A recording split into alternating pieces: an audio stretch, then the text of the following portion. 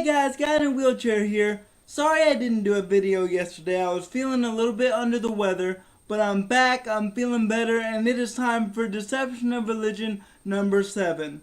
If you like this video, go ahead and give it a thumbs up and subscribe. I appreciate it.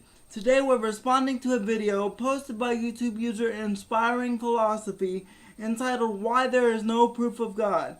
This is a question that I, as well as many other atheists, have always wondered about, and I'm glad we finally have a solid answer.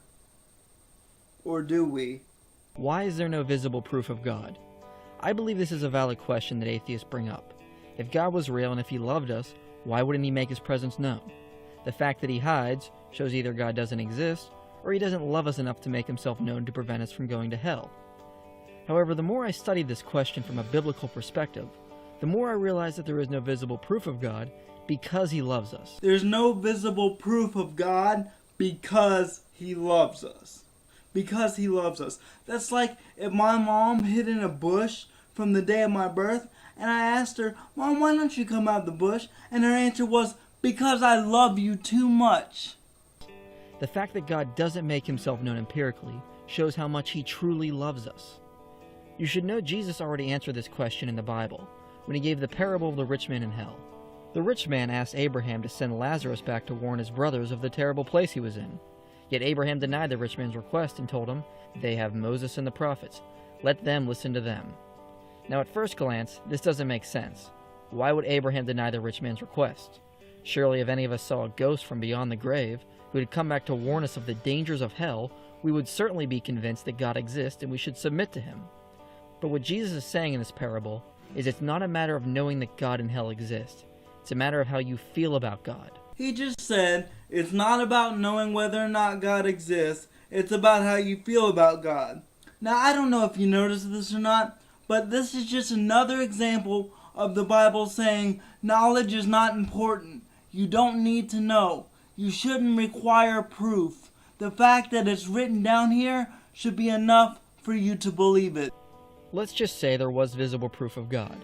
Let's say he sat on his throne in a palace somewhere in the Middle East, and you could go and see he exists and worship him there.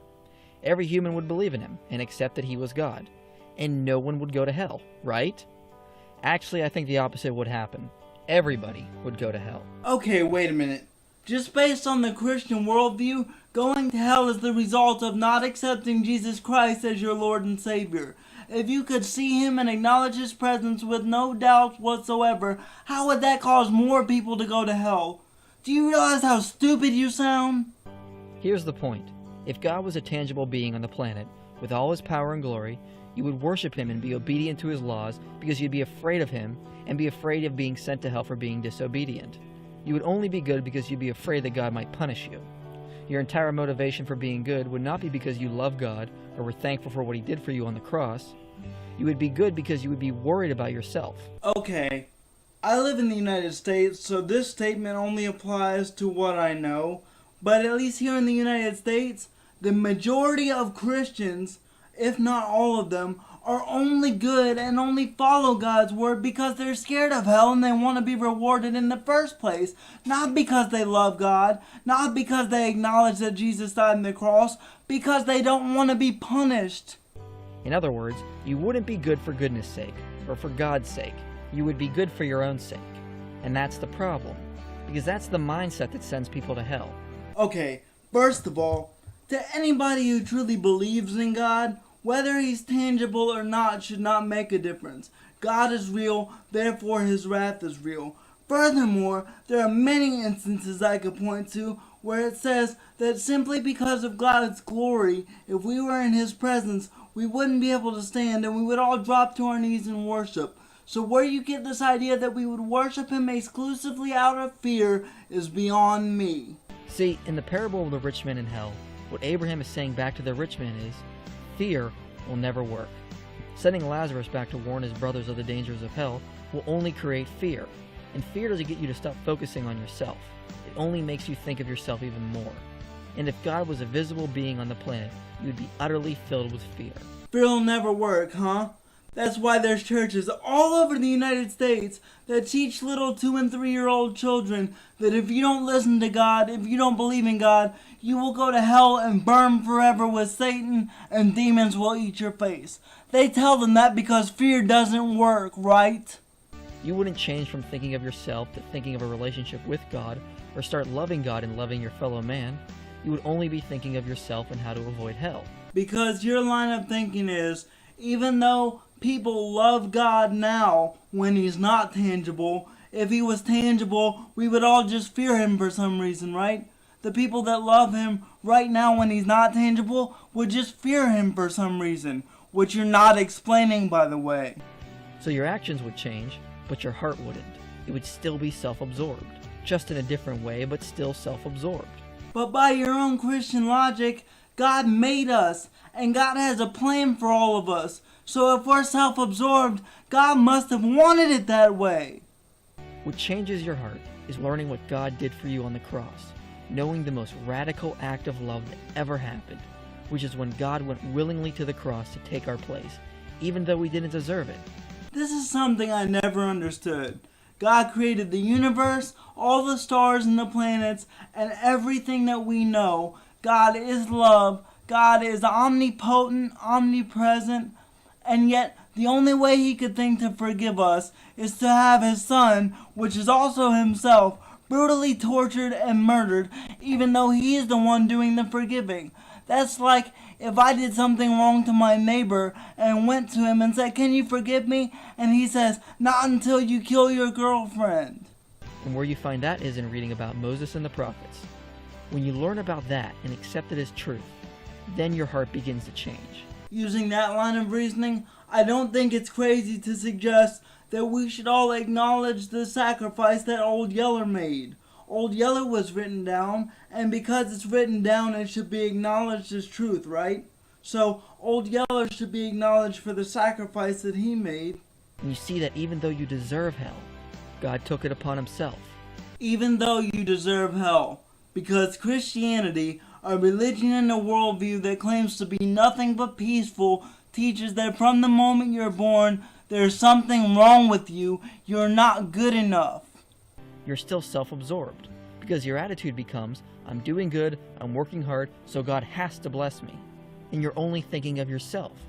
You are using your moral deeds to force God to bless you. Wait a minute. Did this guy just say that you can force God to bless you?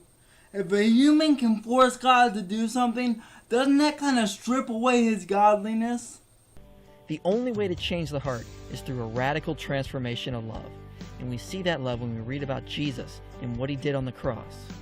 If God was a powerful king on the planet, you wouldn't see the love He gave for you there. All you would see is this mighty king, and you would never know the love He has for you or what He really wanted for you. You would just be filled with fear and self-absorption. Many people have a misconception that God kicked Adam and Eve out of the garden because He didn't want to be with them anymore, which is not true. Something else that always confused me. The story of Adam and Eve. Let's just ignore the fact that a talking snake in a garden convinces a woman to eat a magical fruit. But the Bible clearly says that God has a plan and knows every move that you're going to make before you make it. So, by that logic, would He have not known that she would eat the fruit?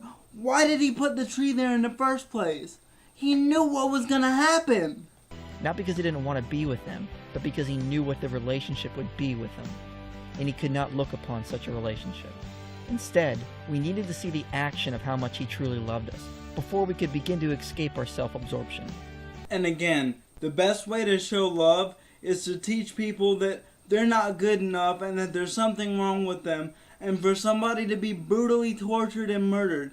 Nothing says love like that. Now, in the relationship we have with Him, He gives us everything, and in return He asks that we give Him everything back. Not because He's selfish, but because He was utterly selfless. He gives us everything and then asks that we give Him everything back. So, if He wants everything back, why does He give it to us in the first place? That just seems so stupid. He came into our world in weakness and willingly died for you because He loves you more than you can imagine, and He doesn't want to be in a relationship where you fear Him for your own life's sake. He loves you and He wants you to love Him back. Okay, so that's the end of the video, and obviously this guy's points are stupid, and the video itself is a waste of time. However, I saved my biggest issue for last. His entire argument is fundamentally flawed. It is contingent upon idea 1, that you have to read the Bible to know God's love, and idea 2, for some reason, if God was a physical being, we would no longer read the Bible, or the Bible would no longer exist. But how would God's presence stop us from reading the Bible, or stop the Bible from existing altogether? Your argument is flawed from second number 1. And if you start your argument with a flaw, I'm sorry, but your entire argument is wrong.